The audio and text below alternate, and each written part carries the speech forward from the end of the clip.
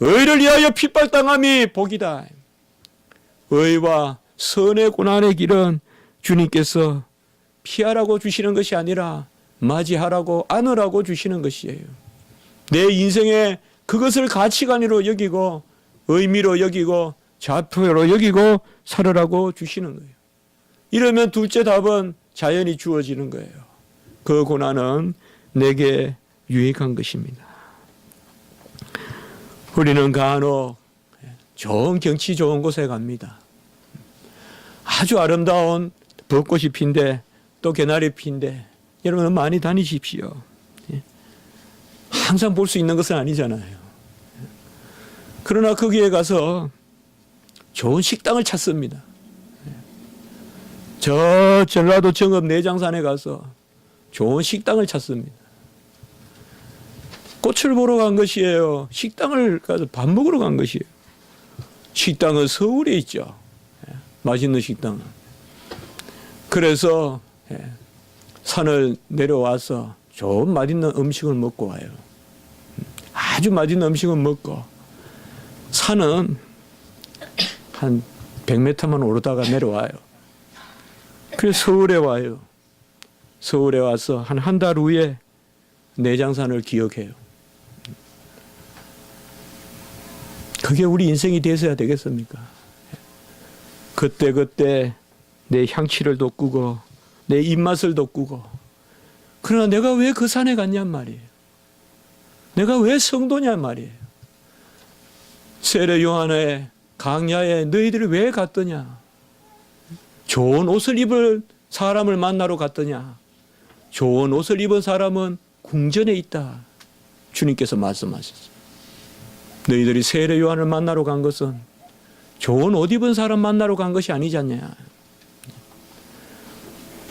우리의 인생, 소풍 같은 인생, 주님께서 한 번 주신 인생, 드로모스, 우리가 달려갈 길, 이 의미가 어디 있을까요? 과연 유익한 것이 무엇일까요? 우리가 훗날 생각했을 때 정말 너무나 귀하고 너무나 보배스러운 그러한 인생을 살아야 되지 않겠습니까? 그것은 결국은 고난이로되 고난이 아닌 것이 아니지 않겠습니까? 우리가 생각하는 고난이 아닌 것이지 않겠습니까? 홍해를 건너는 것을 누가 고난이라고 할 것입니까? 우리에게 고난과 같이 여겨지지만은 고난이 아닌 거 아니겠어요? 여리고를 도는 것이 그리고 환성을 지르는 것이 환호성을 지르는 것이 어찌 고난이겠습니까? 그러나 일차적으로 우리에게 여리고성이라면 고난같이 여겨지죠. 매번 주님은 우리에게 고난을 명하는 듯 하지만은 그러나 그것은 바다를 가르시는 것이요 성을 무너뜨리는 그 일을 우리를 통하여 이루시는 것입니다. 진정한 유익한 것이 무엇이겠습니까? 오늘은 특별히 목양적인 마음에서 마지막으로 그렇게 사도 바울이 눈물을 흘리면서 3년 동안 목회했던 우리 교회도 3년이 됐습니다마는 그 에베소 성도들에게 지금 말하고 있는 것이죠. 20절에 보면 유익한 것은 무엇이든지 집에서나 끄리낌 없이 전하여 가르치고 27절에도 보면 내가 끓이지 않고 하나님의 뜻을 전하였다. 바로 유익한 것이 하나님의 뜻이라는 거예요. 유익한 것이 하나님의 뜻이고 이것을 공중에서나 신방 갔을 때나 전했다는 것이에요. 공중에서나 각 집에서나 거리낌 없이 전했다는 것이에요. 이 유익한 것이 바로 달려갈 길을 다 가고 내가 증인이 되고 내가 섬기는 자가 된다는 것입니다. 주님의 교회는 주님이 피로 사신 그 교회입니다. 28절에 보면 하나님이 자기 피로 사신 교회다라고 이렇게 말씀하고 있습니다.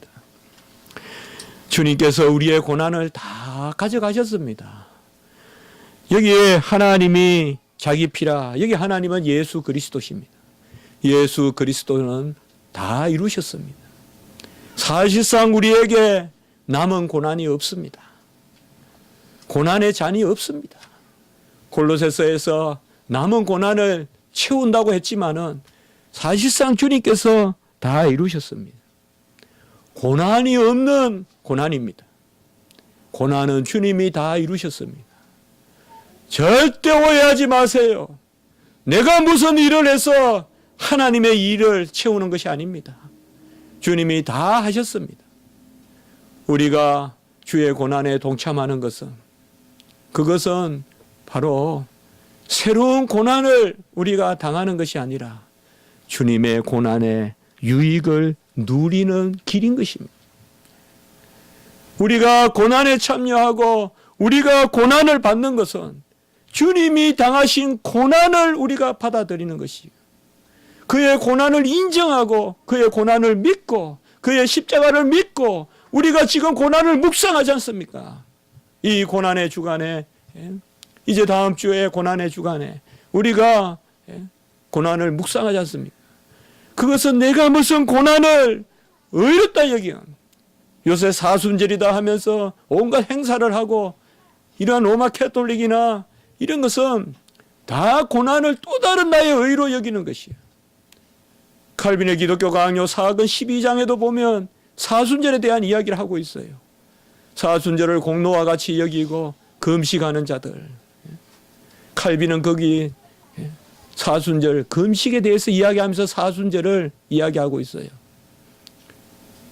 금식은 의가 아니라 목회자가 평소에 근면할 것이 있을 때 금식하는 방법도 하나의 방법으로 권하면 좋겠다. 거기에서 금식을 다루면서 금식을 공로같이 여기지 말게 하라.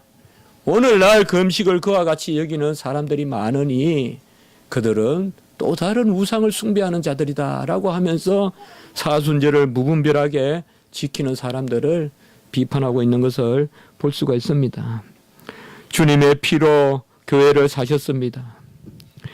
하나님이 자기 피로 사신 교회다라고 이렇게 되어 있지만은, 제가 다시 번역을 한다면 하나님의 교회, 그것은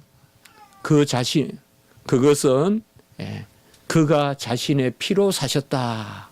이렇게 사실상 우리가 서술적으로 해석하는 게 맞습니다. 이것은 한정적으로 해석하면서 하나님이 자기 피로 사신 교회이라면 마치 교회가 존재하는데 피로 그 교회를 샀다는 같이 들릴 수가 있어요. 그게 아니라 하나님의 교회, 그것은 그가 자신의 피로 사셨다. 이렇게 관계대명사를 서술적으로 해석하면 하나님의 교회는 영원히 존재하는 것이요, 이것을 풀어 설명하는 것이 예수 그리스도의 피가 된다는 것입니다. 교회는 생명의 공동체입니다. 주님의 피값으로 사신 교회입니다. 교회에는 놀라운 비밀이 있습니다. 교회의 비밀을 맛본 자라 신앙의 깊이가 있는 사람입니다. 교회를 멀리하고 교회를 없이 여기고 성도의 교제를 없이 여기는 사람은 신앙의 깊이를 모르는 사람입니다. 교회의 깊이는 바로 하나님께서 아들을 보내주셔서 우리에게 친히 사시게 하심으로 거기에 교회의 비밀이 있는 것입니다. 교회는 생명의 공동체입니다. 제가 아까 교회라는 이름이 바로 스데반의 순교 때부터 나왔다고 했죠. 그러나 바로 앞에 보면 또 한 번 교회라는 이름이 나옵니다. 그러나 이것은 그렇게 좋은 이름으로 나오지 않습니다. 그것은 다름이 아니라 바로 아나니아와 삽비라가 성령을 속이고 교회를 속였을 때 그들이 죽음을 당하는 모습을 볼 수가 있어요. 그리고 그때 온 교회가 이 일을 듣고 사람들이 두려워하더라. 처음으로 교회라는 말, 에클레시아라는 말이 나옵니다. 신약에서, 여기에서. 바로 온 교회가 그를 두려워하더라. 우리 주님도 교회라는 말씀을 하셨어요. 그렇지만은 오순절 그야말로 성령을 받고 교회란 말. 그때 아나니아 삽비라는 죽임을 당합니다. 교회는 바로 생명의 공동체이자 생명의 질서가 있는 것입니다. 제가 여러분께 말씀을 드리고 싶은 것은 바로 오늘 말씀과 같이 하나님이 자기 피로 사신 교회다. 우리는 다음 주에 이제 성찬을 받습니다. 성찬을 거행합니다. 성찬은 교회 단위의 하나님을 기념하는 예식인 것입니다. 우리 교회가 서로 하나가 되어야 됩니다. 우리 교회가 서로 사랑해야 됩니다. 우리 교회가 서로 생명의 피를 나누는 그 공동체, 생명의 공동체가 되어야 됩니다. 왜요? 우리는 한 남편이신 예수 그리스도를 두어 우리가 한 몸이기 때문에 그러한 것입니다. 이런 말이 될지 몰라도 제가 한번 써봤습니다. 이렇게.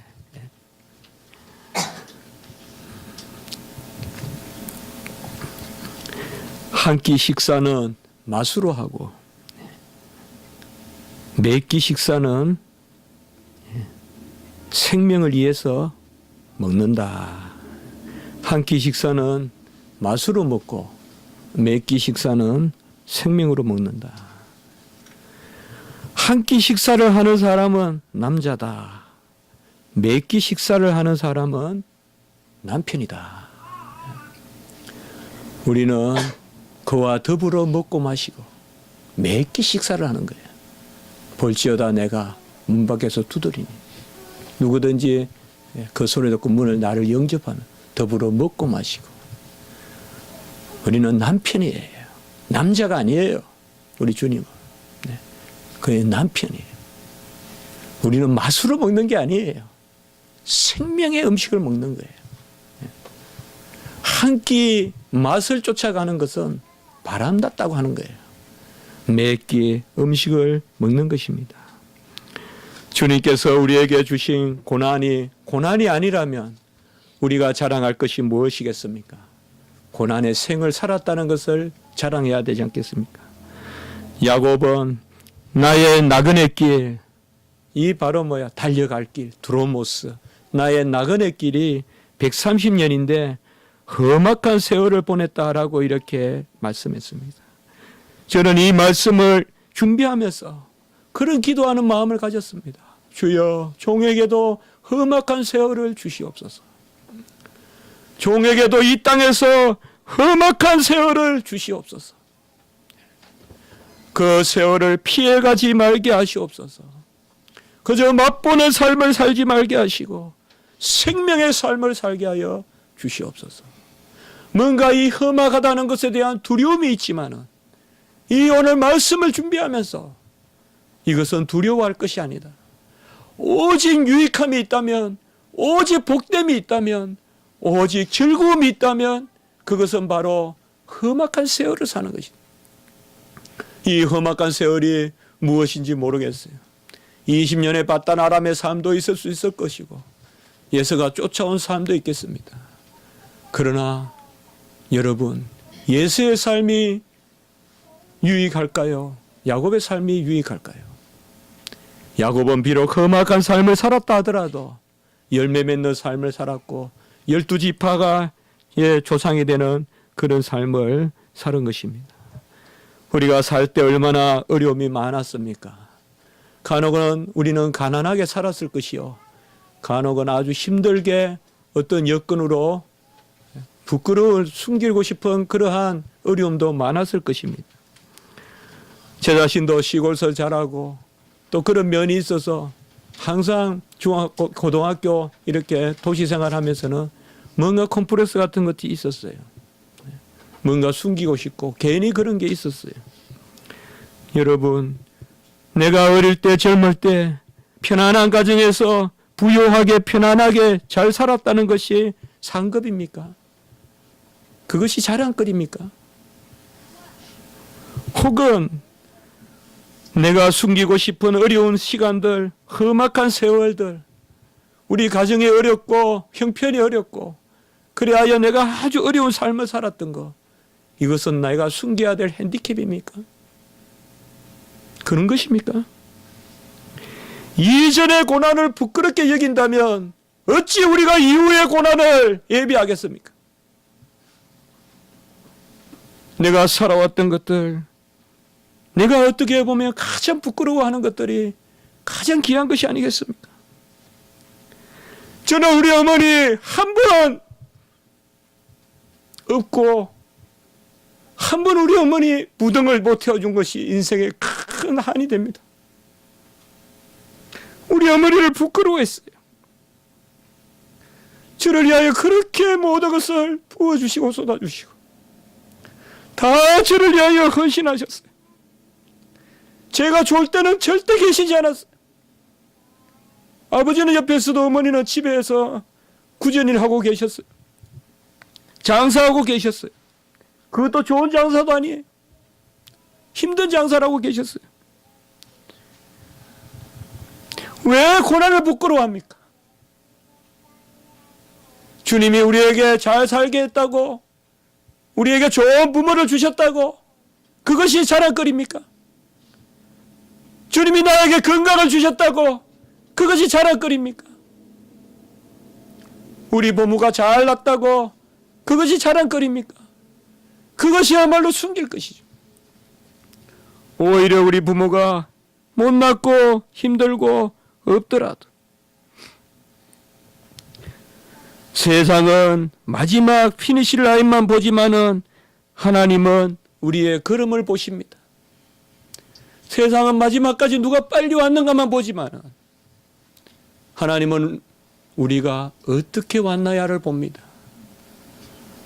우리의 다리가 온전한지, 우리의 몸이 온전한지, 같은 걸음걸음 세상은 똑같은 보폭만 보지만 하나님은 그 걷는 사람의 형편을 살펴주십니다.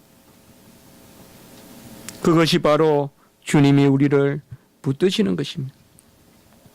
여러분, 고난은 없습니다. 주 안에 고난은 없습니다. 남은 고난은 없습니다. 그러니 고난의 길로 갑시다. 아무 고난이 없으니 고난을 피하지 말고 갑시다. 사도 바울이 이 마음이 아니었다면 사도 바울은 그렇게 하지 못했을 거예요. 사도 바울은 분명히 고난이 유익인 줄 알고 즐거움인 줄 알았으니까 가는 거지. 고난이 어려운 것인데 사도 바울의 믿음이 좋아서 갔다. 저는 그렇게 보지 않습니다.